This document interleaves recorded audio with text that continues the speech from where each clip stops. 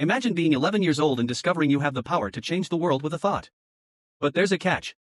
From the moment you touch your first wand, an invisible, magical alarm is attached to your very soul.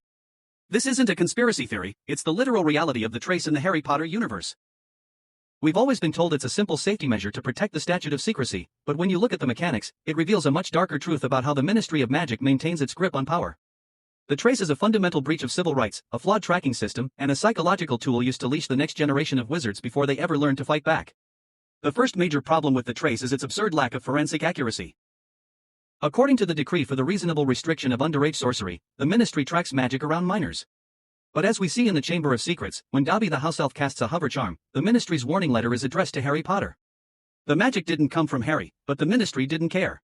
This proves that the trace doesn't actually detect who cast the spell, it only detects that magic occurred in the vicinity of a registered minor. This is a massive legal loophole that puts every Muggle-born student in a position of extreme vulnerability.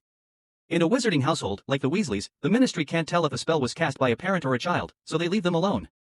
But for students living with Muggles, they are under a magical microscope. This creates a systemic bias where those without magical protection are the most surveyed and the most punished. Furthermore, consider the psychological toll of being tracked 24/7. For 7 years, every young witch and wizard lives with the knowledge that the government is monitoring their every move. This effectively kills the spirit of experimentation and self-discovery. Magic is suppose.